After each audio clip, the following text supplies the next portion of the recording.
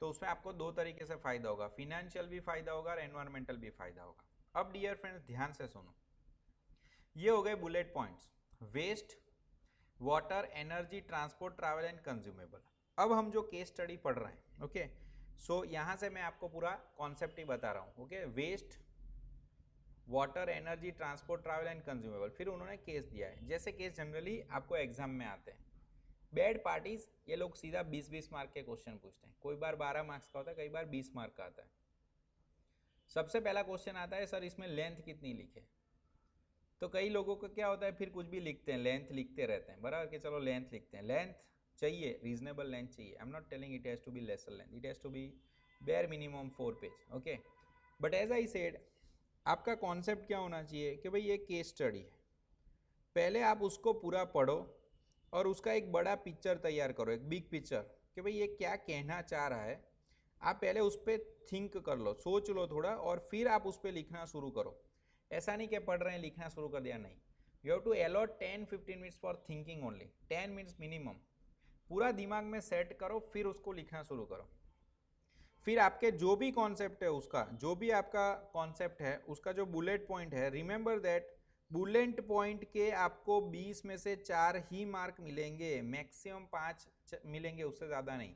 यानी जो आपके बाकी के 15 मार्क है या 16 मार्क है, वो आपके इंटरप्रिटेशन और analytical and most important is linking with case study, linking with case study. ये बुलेट पॉइंट को अगर आपने केस स्टडी के साथ कोरिलेट नहीं किया तो आप गए।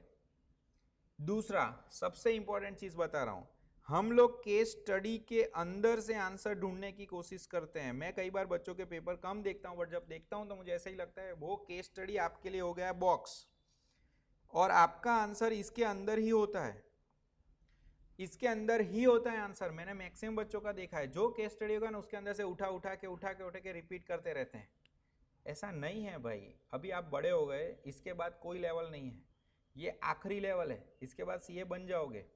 तो सबसे पहले वो जो आपको बॉक्स देते हैं ना, वो तो पढ़ना है, उसको समझना है, बट तुरंत ही आपका दिमाग बॉक्स के बाहर चला जाना चाहिए कि भाई ओके, ये प्रॉब्लम है और मुझे उस प्रॉब्लम का सॉल्यूशन देना है।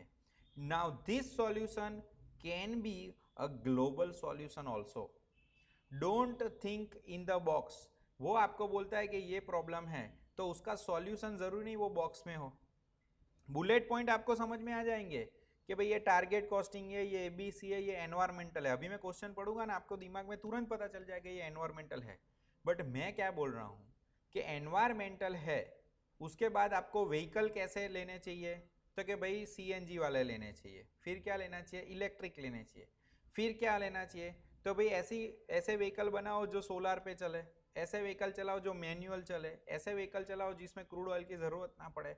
आप आउट ऑफ बॉक्स चले जाओ तो भी आपका आंसर राइट होगा और आपको ज़्यादा मार्क्स मिलेंगे। अगर आप रिस्ट्रिक्टेड थॉट प्रोसेस के साथ केस स्टडी लिखते हो तो आपको मार्क्स नहीं मिलते।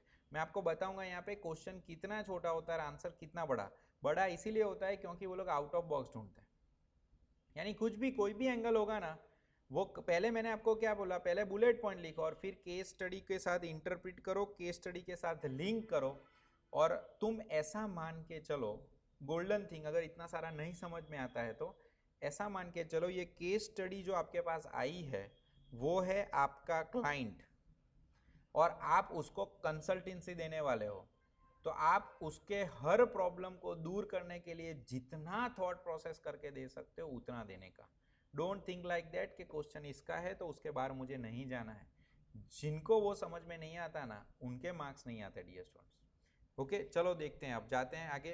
केस क्वेश्चन कितना बड़ा है, क्वेश्चन इतना ही है, चलो इतना ही केस स्टडी है। अभी आपको लगता है इसका आप 4-5 पेज तक आंसर लिख सकते हो, टेक्निकली नहीं लिख पाओगे अगर समझोगे नहीं तो।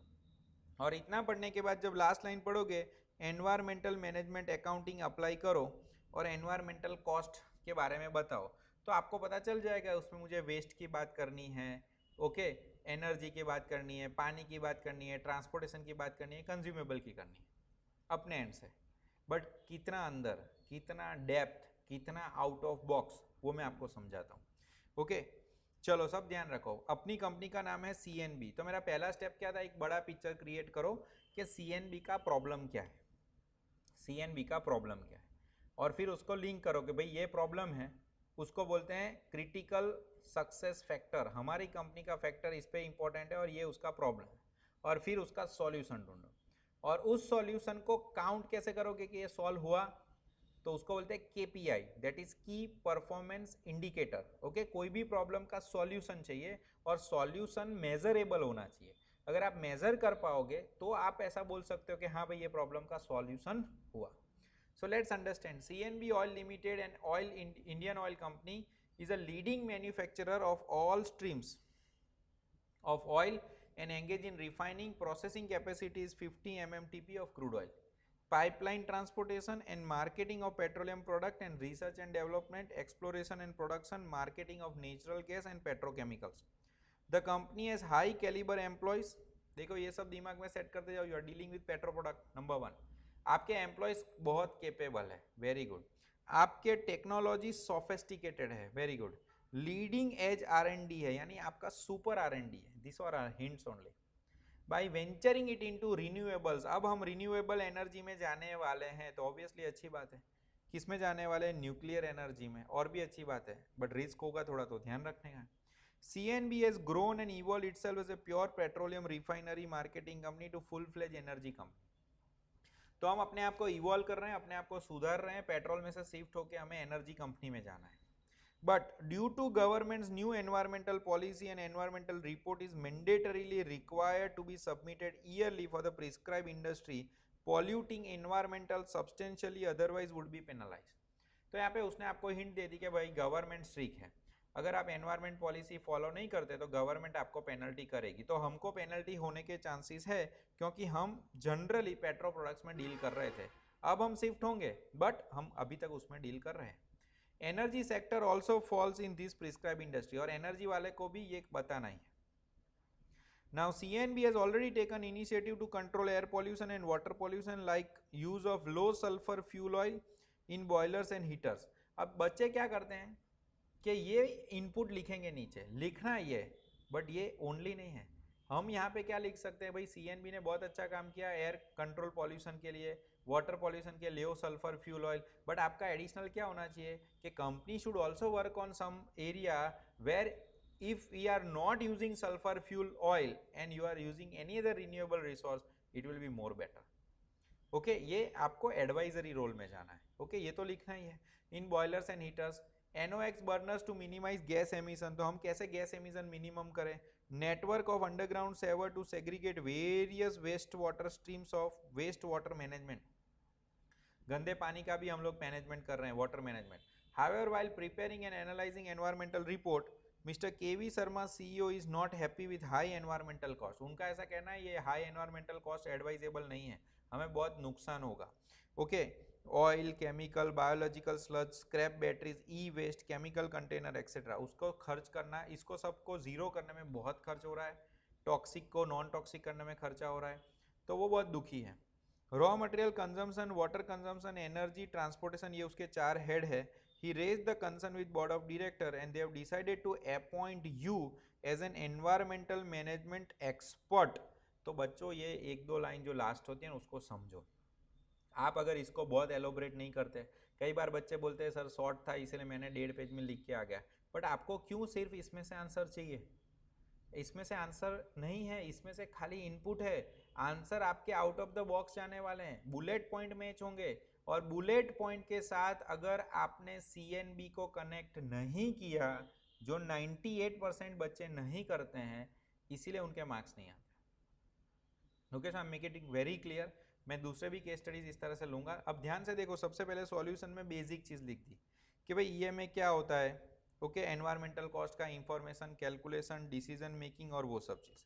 इन CNB during refinery operations waste water, fugitive emission, flue gas, solid waste, ये सब जनरेट हो रहा है, यानी ये एक्सेस वेस्ट का हमें कुछ ना कुछ करना पड़ेगा।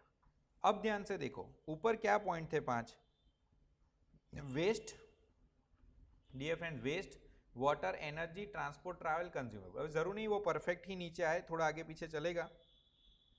क्योंकि यहाँ पे उनका raw material, consumption, water, energy and transportation है। तो ध्यान से देखो, सबसे पहला पॉइंट है वेस्ट, दूसरा है वाटर मैनेजमेंट, तीसरा है एनर्जी, चौथा है consumable and raw material and transportation. 5 हुआ।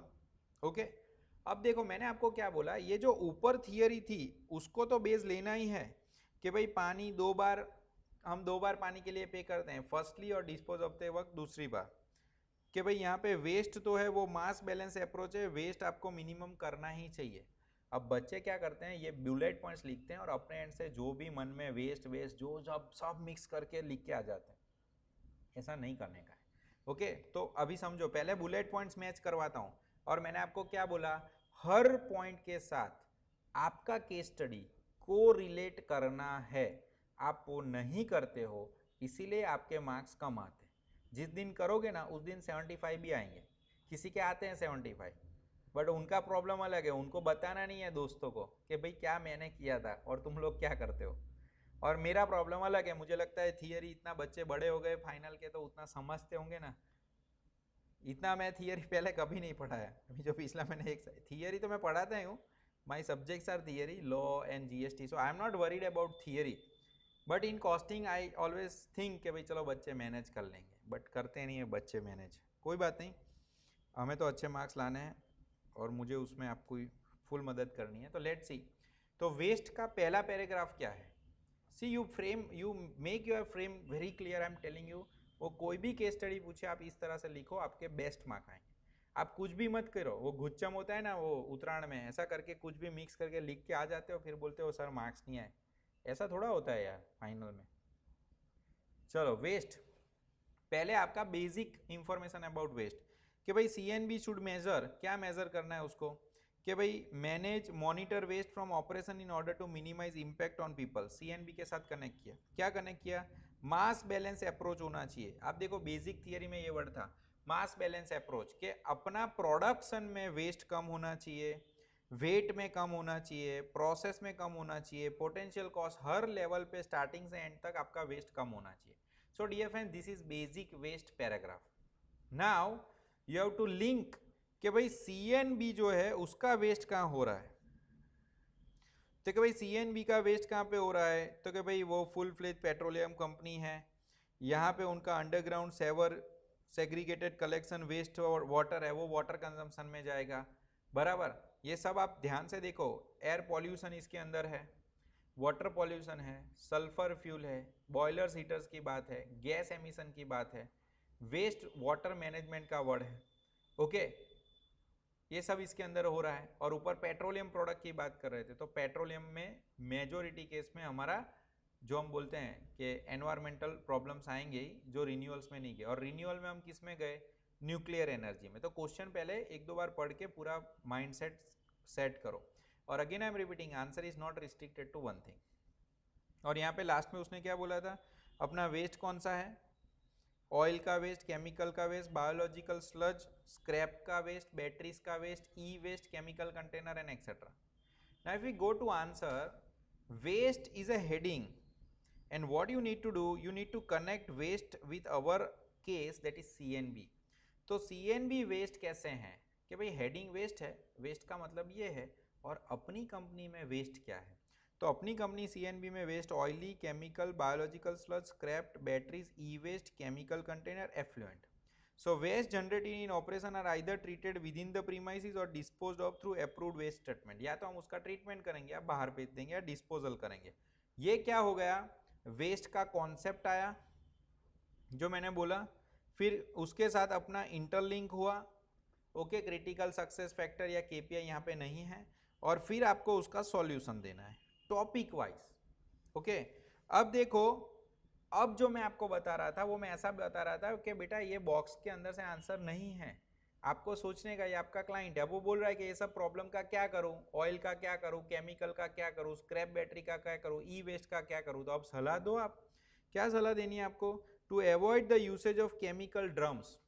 आप ड्रम्स मत यूज करो तो कंटेनर फेंकने नहीं पड़ेंगे, या फिर बहुत बड़े कंटेनर यूज करो तो छोटे छोटे कंटेनर कम हो जाएंगे, या सेपरेट स्टोरेज टैंक रखो जहाँ पे बल्क आके वो केमिकल खाली हो तो आपको कंटेनर की चिंता नहीं। Additives and reduce drum procurement and disposal, drum का प्रोक्योरमेंट ही बंद कर दो तो डिस्पोजल का प्रॉब्लम ही नहीं होगा। और further refineries in operation should be upgraded to time to minimise waste, यानी ये जो केमिकल का वेस्ट हो रहा है, स्लज हो रहा है, स्क्रैप बैटरीज हो रहा है, तो आप अपने आप को अपग्रेड करते जाओ कि कैसे आपका वेस्ट कम हो। This is what the theme of case studies, not one, all case studies. Okay, अगर आप ये तीन चीज नहीं कर रहे हो, अपने मन से कुछ भी लिख के आ रहे हो और फिर बोल रहे हो सर मार्क्स इंस्टीट्यूट नहीं देगा, तो वो नहीं देगा। हो सकता है कि आपको नहीं पता होता कि ये सर जो बोल रहे हैं ऐसा ध्यान रखने का, आप रैंडम रीडिंग करते हो। सबसे पहले तो बच्चे रीडिंग ही नहीं करते, थियरी। इस बार भी एक दो बच्चे ने बोला सर आपने पढ़ा ही नहीं, मैंने पढ़ी नहीं। मैंने कहा यार जबरदस्त, तो सीए मेरे लिए कर रहे हो तुम, 10-12 लाख का पैकेज मिलेगा तो गुरु दक्षिणा में 50% देके जाओगे। चलो come back, let's go to second part. Water management उसका पॉइंट था कि भाई water management, okay, water consumption. तो पहले वाटर मैनेजमेंट का बेसिक थीम जो होता है वो कि भाई बिजनेस पे वाटर ट्वाइस, रिपीट हुआ, ये बेसिक है। ओके, ये बेसिक थीम हुआ। फिर अपना लिंकिंग होना चाहिए कंपनी के साथ, और फिर उसका सॉल्यूशन होना चाहिए। ओके, सॉल्यूशन आपको आउट ऑफ बॉक्स देना है, वो जरूरी नहीं ऊपर हो। सो बिजनेस पे वाटर ट्वाइस, फर्स्ट जब आप खरीदते हो, सेकेंड जब आप उसको डिस्पोज करते हो ना। If the saving are to be made in reduce water bill कम करने की कोशिश करो। अब सीएनबी की बात आ गई। So it is important CNB to identify water is used and how it is consumed and how it can be decreased. Now what is next para? Next paragraph is to convert it to our CNB segment and give solutions to problem. तो यहाँ पे हमें क्या करना चाहिए? तो कि भाई water conservation, sustainable water management technique should be adopted. अभी ये क्वेश्चन में नहीं था। पानी सेव करना है, अभी आपको जितनी एडवाइस देनी है दे दो ओपन हार्टेड, कि फिर पानी इस तरह से यूज कर सकते हैं आप। पानी को रिफाइन करो, उसको ऑपरेशन में करो, यूज करो, बॉयलर कूलिंग यूनिट्स रखो, गर्म करो, ठंडा करो। Collective effort should be made to optimise water consumption, बराबर। मैक्सिमम रीयूज करो पानी का, उसको क्लीन करके फेंकना ही क्यों है, रीयूज करो। एडवांस ट्रीटमेंट सिस्टम लाओ, rain water harvesting, ultra filtration, reverse osmosis. अभी डियर फ्रेंड्स ये तीन में से एक भी चीज क्वेश्चन में नहीं थी, इसमें से एक भी चीज क्वेश्चन में नहीं थी। आपको पानी को कैसे वेस्टेज कम करना है और कैसे उसका बेस्ट यूजेस करना है, अभी उसके लिए आपके दिमाग में जो भी आंसर आते हैं वो आप दे सकते हो। Okay, ultra filtration, reverse osmosis and etcetera can be use for water purification for further use, पीने के लिए। This would lead to substantial reduction of intake of fresh water, तो आपको फ्रेश वाटर कम लेना पड़ेगा।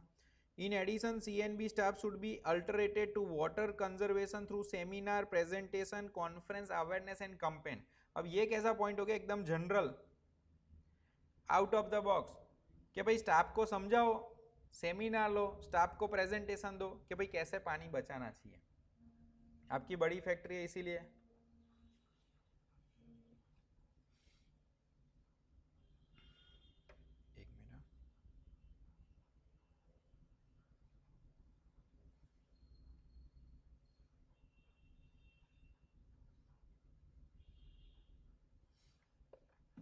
Okay, so this is your answer. So again I am repeating what should be your concept plus interlink to company and plus solution not necessary it will come from the question, you have to think out of your box. इसीलिए मैं आपका client ऐसा मान के चलो। अब ये पता नहीं, मैं बोला नहीं हूँ, पास्ट में बोलता हूँ बच्चों को, but somehow they were unable to interpret, या अपने बच्चे तो फिर भी ठीक है, बाहर के बच्चों को भी ऐसा, वो जब मिलते हैं ऐसे, not necessary everyone is doing tuition with us, okay, पूरा इंडिया है, बट ये मैंने ट्रेंड देखा था 2-3 बार से। पहले मार्क्स आ जाते थे, अभी नहीं देते हैं मार्क्स, और बच्चों को ऐसा है कि मैंने सर 100 मार्क का लिखा। पिछले अटैम्प्ट में तो SC MP इतना ईजी पेपर था, लास्ट टू लास्ट अटैम्प्ट, जितने बच्चे मिले सब बोले सर 100 मार्क का लिखा है, सब बुक में से ही आया था, सब 100। वो रेयरली किसी बच्चे के 60-70 आते थे, भाई सब 40 और 50 के बीच में खेल रहे थे। चलो लेट्स सी एनर्जी। तो एनर्जी का जनरल पैराग्राफ कि ऑफन एनर्जी कॉस्ट रिड्यूस करनी चाहिए, very little cost, basic concept चल रहा है। Environmental management account has to help inefficiency and wasteful practice कम हो, therefore opportunity of cost saving है एनर्जी में। अब हमें अपनी कंपनी को एडवाइस देनी है कि some energy conservation initiative may be taken by CNB. CNB ये एनर्जी कंजर्व करने के लिए कर सकता है। अब देखो मेरे हिसाब से ये जो पॉइंट उसने दिए ना वो क्वेश्चन में है ही नहीं कि भाई आप पीरियोडिक एनर्जी ऑडिट कराओ, क्वेश्चन में नहीं था ये, लेकिन आपका स्टैंडर्ड आंसर है, आप एनर्जी ऑडिट कहीं पे भी लिख सकते हो, एनर्जी ऑडिट करवाओ। फिर ध्यान से देखो, कन्वेंशनल लाइट निकालो और एलईडी डालो, घर का साइंस डाल दिया उसने कि एलईडी में बिल कम आता है। पावर फैक्टर इंप्रूवमेंट करो, इंस्टॉलेशन कैपेसिटर बैंकर्स डालो। 5 स्टार रेटेड लोग एसी और फ्रिज लेते हैं, बिल कम आए उसके लिए। Prevention of idle running time of equipment, सब बंद है तो खाली खाली इक्विपमेंट चलाओ मत। Installation of solar light, nano molecular thermal additives, installation of efficient energy system, capacity improvement for batteries. Now tell me what you will get it in question? You don't get anything in question, and that is problem कि you want answer from that box only, और इसीलिए वो लोग marks नहीं देते। आप समझो, ऐसा नहीं है आप एनर्जी में कुछ नहीं लिख के आओगे, आपके जो मन में आए वो सब लिख के आओगे आप। ओके ओके, आपके मन में जो आए वो आप लिख सकते हो। Okay, but in that case what is important कि वो इंस्टीट्यूट के आंसर के साथ मैच नहीं होगा। और दूसरा, उसका जो कॉन्सेप्ट है इंटरलिंकिंग है और सॉल्यूशन है। यहाँ पे भी आप देखो उसका कॉन्सेप्ट है इंटरलिंकिंग, उसको यहाँ पे करना चाहिए था, उसने किया नहीं है। मैं होता तो ऐसा लिखता कि now our company is going to work in nuclear energy, और दूसरे सॉल्यूशंस उसने जो दिए वो मैं देता, यानी मैं इसमें एक लेवल ज़्यादा आ जाता। ओके, एज ए टीचर और एज ए स्टूडेंट। फिर आता है next point, consumable and raw material. Now, refineries refuse crude oil into massive quantity to produce fuel needs. There should be continuously monitoring on optimum utilization of crude oil and improve gross refining margin. The gross refining margin is difference between total value of petroleum product coming out of oil refinery and price of raw material. Now they are talking about raw material कि भाई हमारा petrol product है तो हमारा raw material crude था, तो crude हम कितने में खरीद रहे हैं, क्रूड उसको कितने में बेच रहे हैं, और उसके बीच में हमें क्या फायदा हो रहा है, क्या हमारा मार्जिन है। अब उसने सस्टेनेबल वर्ड को बीच में लिया। सस्टेनेबल में प्रॉब्लम क्या है, इफ यू रिमेंबर मैंने आपको बोला पेट्रोल जो होता है उसमें पॉल्यूशन होता है और उससे फ्यूचर जनरेशन को प्रॉब्लम होता है, सोलर से ये प्रॉब्लम होता नहीं, तो वो सस्टेनेबल डेवलपमेंट नहीं है। अच्छा है, पेट्रोल के बिना दुनिया बंद हो जाएगी ऐसा नहीं है, it's a not requirement, it's a pre requirement, it's a mandatory requirement, but वो सस्टेनेबल में नहीं है। अब हमें क्या करना है, ये तुमने रॉ मटेरियल और कंज्यूमर के बारे में जनरल डिस्कशन कर दिया, अब आपको आपकी कंपनी के साथ उसको कोरिलेट करना है।